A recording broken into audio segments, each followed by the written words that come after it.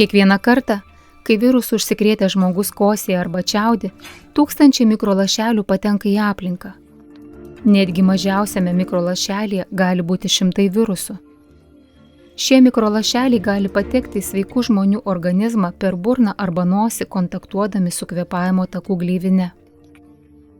Viruso paviršiuje esantis baltymas gali prisijungti prie receptoriaus molekulės esančios sveikos ląstelės paviršiuje. Prisitvirtinęs prie ląstelės, virusas per kelias sekundės prasiskverbia į jos vidų. Jis užvaldo ląstelę ir dauginasi tūkstančiais kopijų. Išsekusi ląstelė nusilpsta ir žūsta.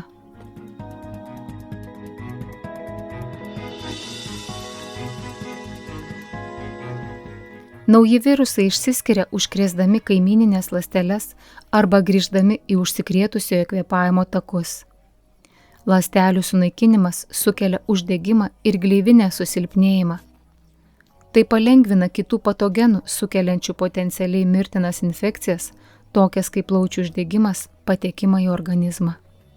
Dėl audinių uždegimo užsikrėtęs žmogus kosėja arba čiaudi. Tokiu būdu didžiulis virusų kiekis vėl patenka į aplinką, sukeldamas užsikrėtimo pavojų ir skatindamas ligos plitimą.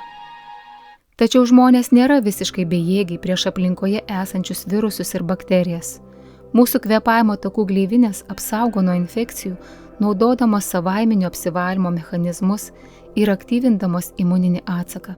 Ant kvėpavimo takų gleivinių paviršiaus yra tūkstančiai mažyčių plaukelių, vadinamų blakstienėlėmis, kurios juda kaip maži segtukai vandeningame sluoksnyje.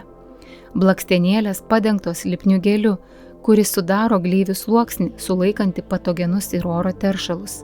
Judėdamas blakstienėlės perneša gleives į gerklas, kur galime jas praryti arba iškosėti, pašalindami patogenus. Kai oro drėgmė sumažėja, gleivės pradeda džiūti, mažėja jų tūris ir storis, o blakstienėlės tampa pasyvios, nebegali judėti.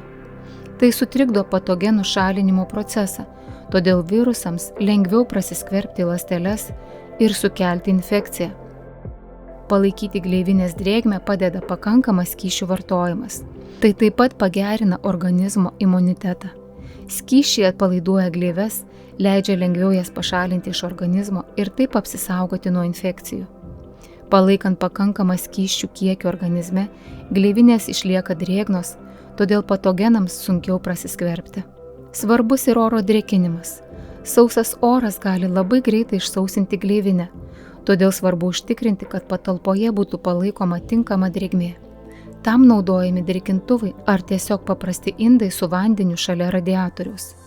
Eksperimentai parodė, kad patogenai lengviau pernešami, o infekcijos rizika yra mažiausia, kai santykinė oro drėgmė viršė 45%.